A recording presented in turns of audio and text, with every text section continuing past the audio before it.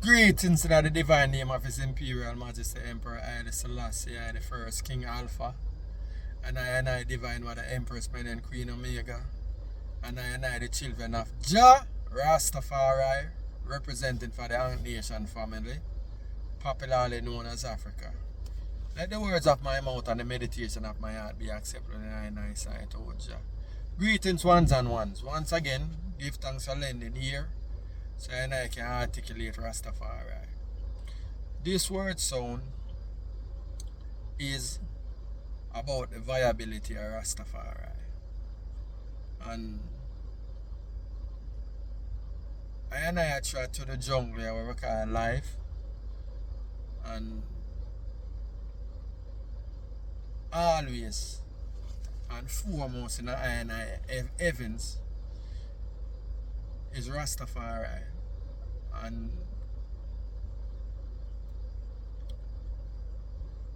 it seems like there are ones amongst I who always are trying to discredit the viability of Rastafari. But for I is the question is, if I as a people don't have faith in I as a people, how can we get our liberation? Do we believe that the Chinese man going to give us our liberation?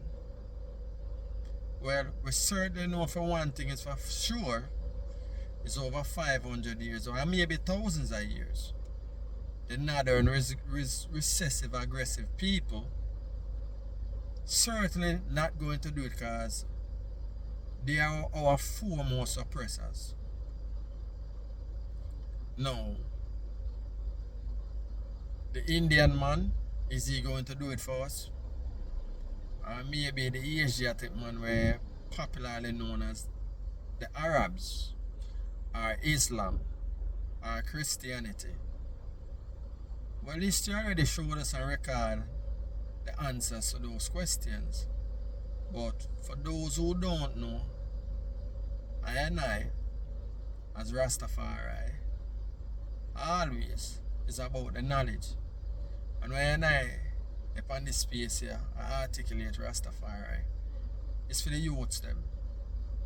Because no longer it will suffice for I to look to mislead us, to guide us towards our liberation. It is up to I,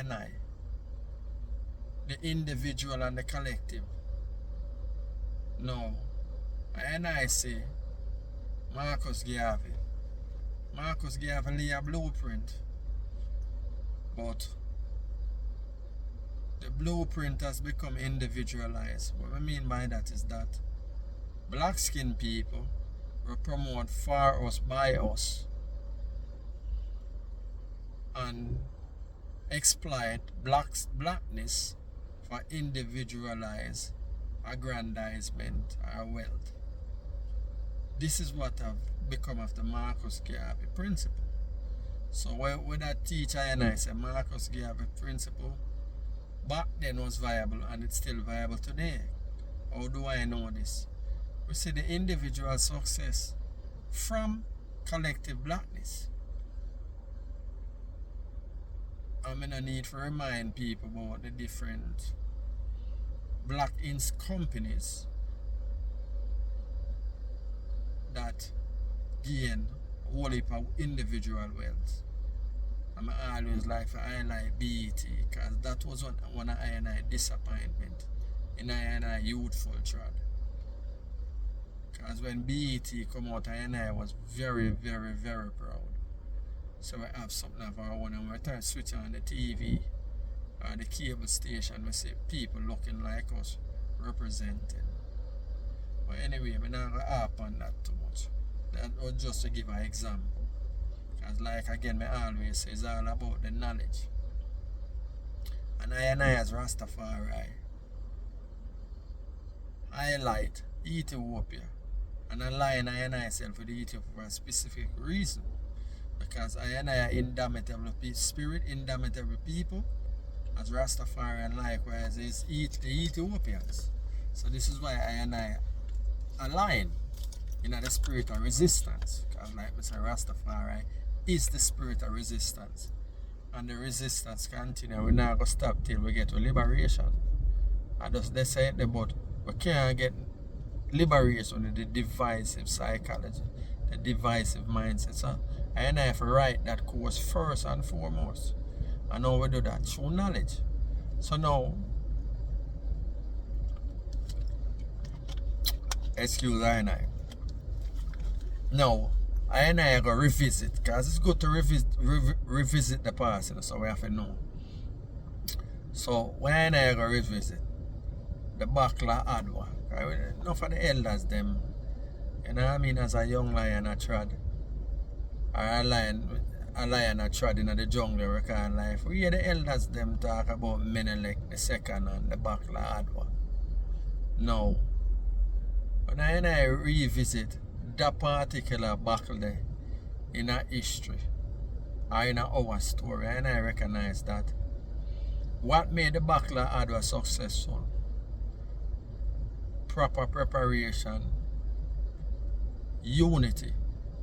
Because despite the 80 different or more ethnic groups in Ethiopia, when it comes to the land of Ethiopia, nationalism goes beyond religious and ethnic bias, because the Ethiopian people recognize the importance of land.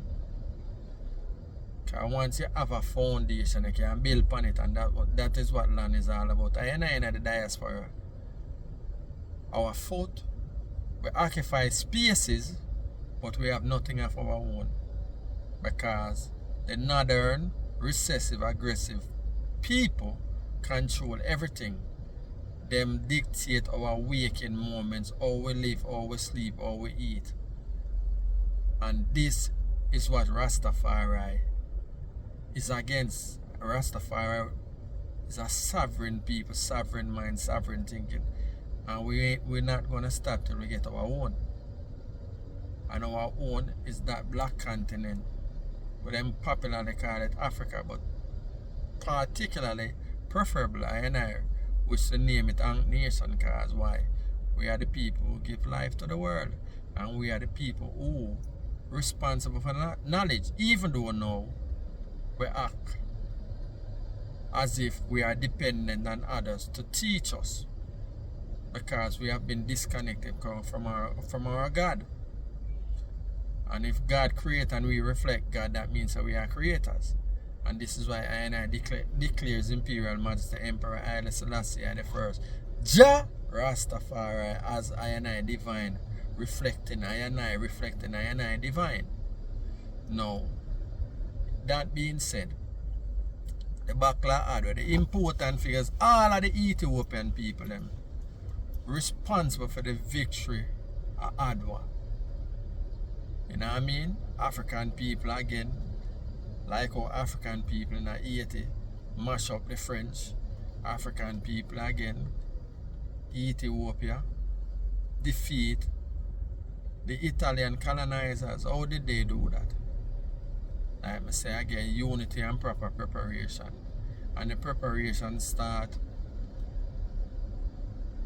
The foundation lay with Emperor toward us, because him start with the modernization, and then after that it come to Menelik.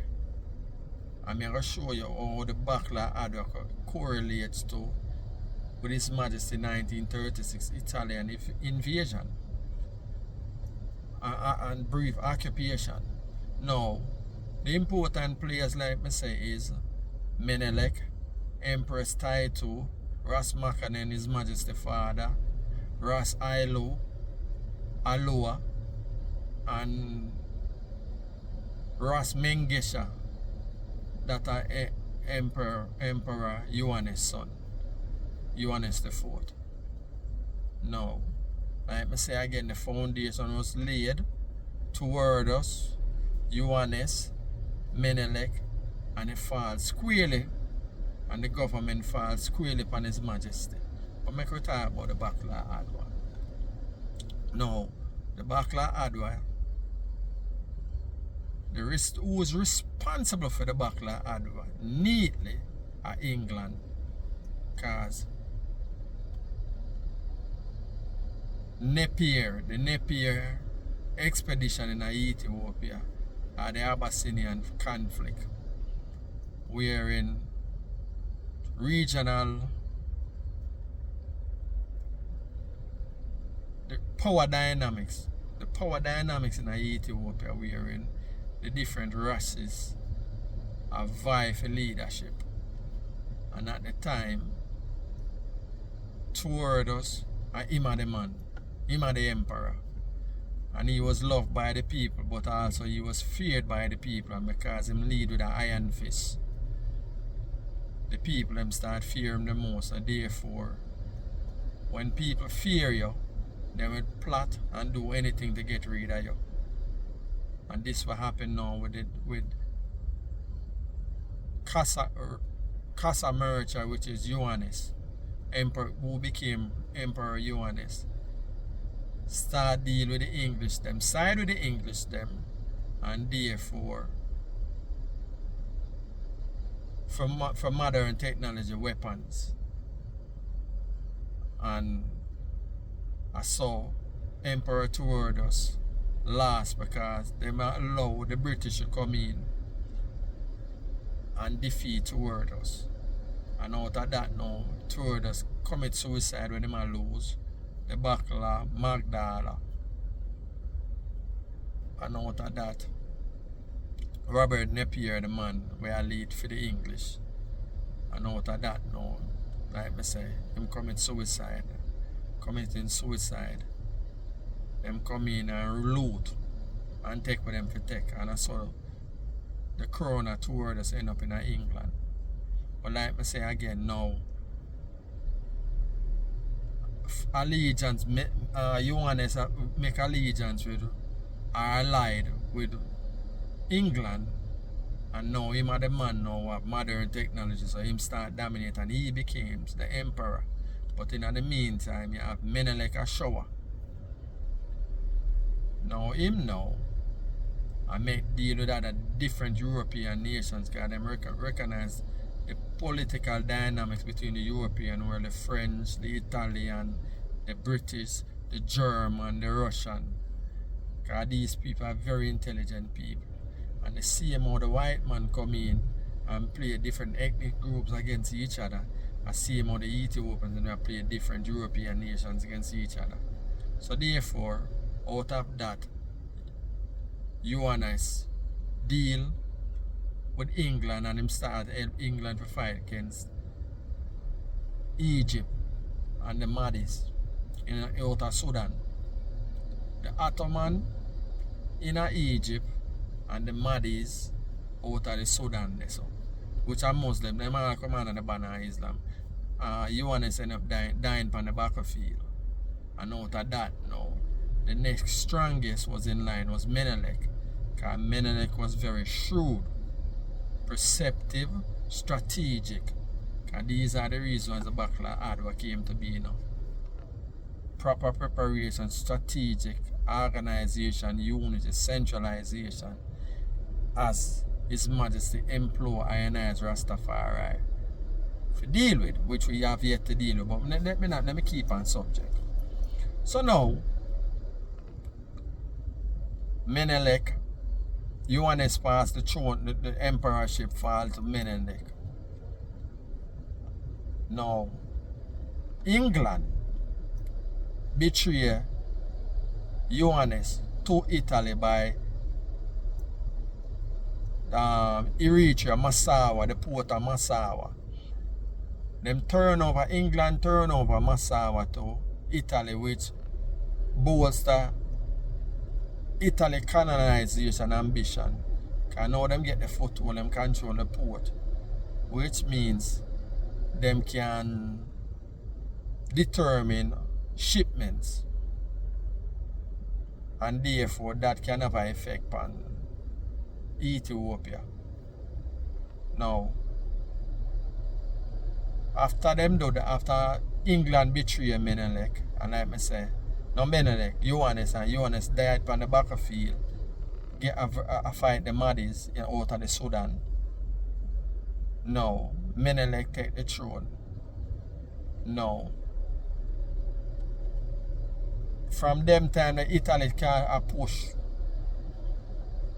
and the Ethiopians then push back until them have a few different skirmishes. I call it skirmishes. Now, it come down to a treaty when them come to an agreement between Ethiopia and Menelik and the Italians them. And the treaty was the Treaty of Wukali, which from that treaty the Italian them presume them literally own Ethiopia, and the Ethiopians then presume independent sovereignty. And out of that no disagreement, and the treaty was void, and it started to work. And the Italian them want to big up them chef now the exercise, but what them never know say the Ethiopians they must properly prepared to meet them head on what became known as the Battle of Adwa. But the first beating and spanking with the Italians, one of the serious, most devastating before Adwa was the Battle of Dugali, where Ras Alula and them mash up the Italian them.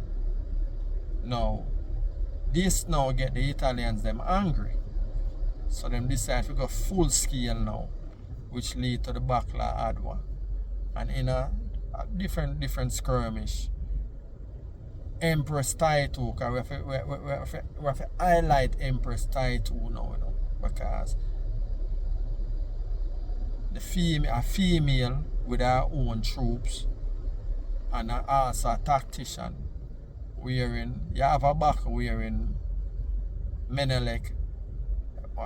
I don't remember the name of the fort, but anyway, Menelik bombarded the fort.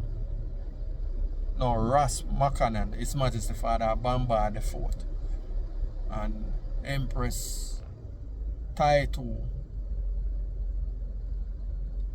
put a seize and tell them to regroup and tell them, say, yo, listen, stop waste our people, manpower.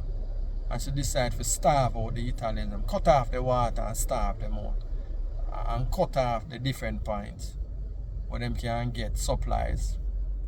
And out of that, again, the Ethiopians may not defeat with the tactics of Empress Taitu. And Empress Taitu was also a part of the discovery of the betrayal of the Italians and with the Wukali Treaty. And now she was also an organizer now who made the Battle of Adwa successful and handed the Italians a devastating defeat. Like I say again, the Battle of Adwa, elders then promoted, big up Emperor Menelik.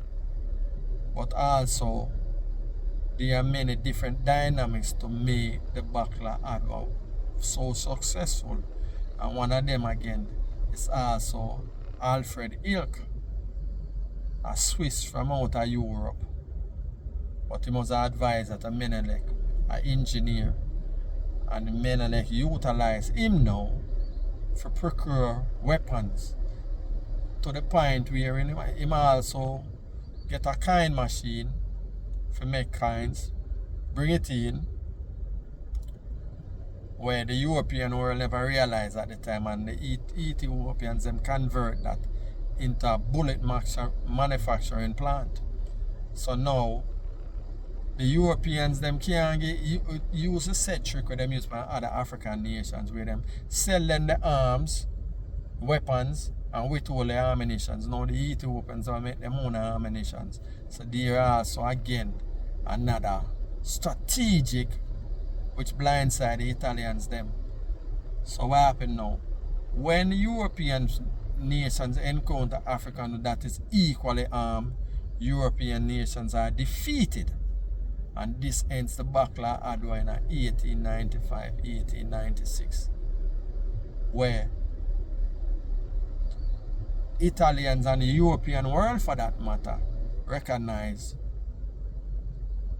the power of a united, a strategic, a intelligent black nation, an indomitable people, which is the Ethiopian, which is why I and I as Rastafari align to Ethiopia. This is why I and I highlight and I show it's a proper preparation, strategic, and unity, one accord, made the Battle of Adwa so successful. And I as Rastafari need to embody these principles if we are serious about liberation. Because liberation, enough ones and ones want chat and talk off and sell all kind of things and you're not prepared. How are you going to go on the battlefield and you're not prepared? You have to be properly trained. And I and I in the diaspora too long, and this is why we fail. This is why the BLA fail. This is why Malcolm X failed. This is why Martin Luther failed. This is why Marcus Garvey failed. This is why most attempt at revolution fail in the diaspora, except for the Asian them. And the reason why the Asian them win is because they was unified. They was never divisive. And the divisive mindset that is causing I and I to continue being servants to the world. And this is what Rastafari is against. And this is why I and I implore the youth them, knowledge yourself, know yourself. See it. And this is why I and I give to you Rastafari. Because Rastafari is I and I. It came from I and I. When you reject Rastafari, you're rejecting yourself. Because Rastafari is the only school of thought that came from I and I, came from oppression and domination. A your own. So if it's your own, why are you failing to build it? Eh? Why you continue to give your creative power to other people? That don't mean you no good. And when it comes to Rastafari, which is your own, and you know where it comes from, instead you ridicule it and try to make mockery out of Rastafari. When all you have to do collectively, same Marcus Garvey principle, unify. And the same principle of unity where I and I just articulate, identifying the Battle of Adwa. And it's because the Battle of Adwa, why in 1936, back again to the recessive, northern recessive, aggressive people. Oh, they don't forget.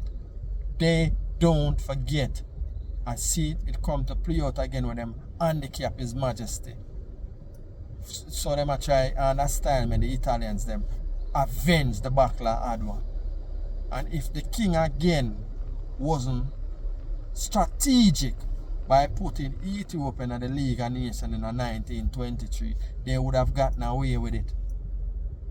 They would have gotten away with it, and then again come again with the European politics. Because why? Germany. If Hitler never launched an attack in Europe and start a defeat and a conquer in Europe, and Mussolini decide to side with Hitler, England don't turn around now because them fear for them conquer. Because them know Hitler come to conquer the whole of them. Them side with Ethiopia now. Align them and help the decide to help the king now. To save themselves. When enough propaganda is all of chat off on the mouth and like England save His Majesty. No. Ethiopia save England. At the reverse, because them recognize them need Ethiopia strategically. You see it? These are the things that I and I as a people always allow these people to tell I and I story and I tell I and I what to do. And this is what Rastafari is against. And this is why I and I articulate Rastafari. This is for the youth them. Knowledge yourself. When you have knowledge of self, you know. And once you know how to fix. And this is what Rastafari come. And I give to I and I. It is yours. Your one. Embrace it. And build it. And stop. Follow them. And I make a ridiculous and mockery. I try to make Rasta into a mockery. Rastafari is one accord. Unity. Your one. So the viability of Rastafari is very much viable. You know why it is viable? Because I and I as a people is viable. And if you deny Rastafari, you're actually denying yourself. Ask yourself the question. All of the other so religious institutions, because since Rastafari is under the religious banner, even though Rastafari is not a religion, Rastafari is the galvanization of a people who refuse to accept what these northern, recessive, aggressive people claim that what they want us to be.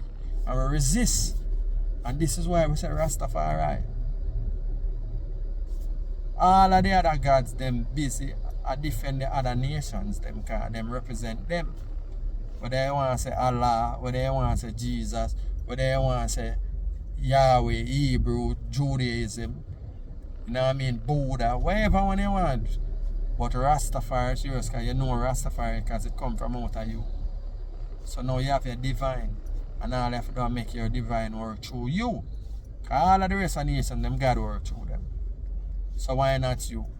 And furthermore, you is an Asian people. Because Rastafari is an Asian principle in a modern space.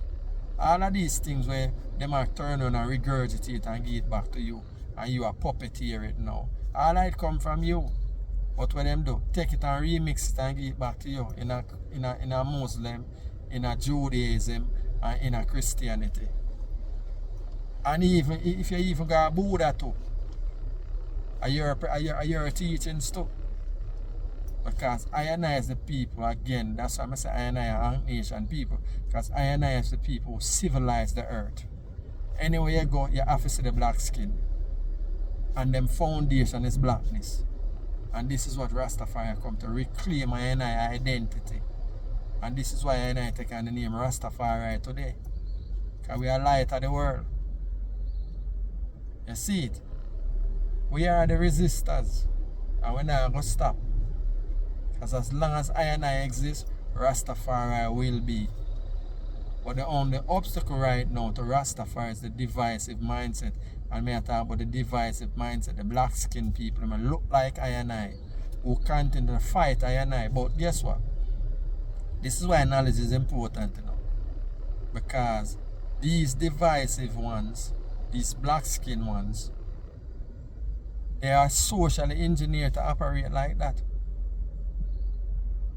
They are socially engineered to operate like that on the plantations. So once you have knowledge, you have to recognize these things, and now it's up to I and I now for what? Re-inculcate I and I people with knowledge of self. Because that is what the diaspora is lacking, knowledge of self. The continent, you know, and the knowledge of self, why they are divisive, you know. And the colonization. And them divide them up by doing what? Giving them other people religion. And the other people's religion indoctrinate them now to become Christians and Muslims. And the rule of a Christianity is a white man. And the rule of Islam is a white Arab. And the rule of Judaism are white people. The rule of Rastafari is I and I. So this is why I and I have to recognize and articulate Rastafari and let ones and one know that Rastafari is very much viable. Because Rastafari is I and I. Rastafari, the cliche, for us, by us. And that is the word sound. So until such time again, let me tell you, say, you know, Jah Rastafari without apology. Rastafari's Caribbean African unity. And Rastafari's I and I own. Claim it. Don't reject it. Once again, I say give thanks again. Blessed Lord. A matter of fact, grand rising.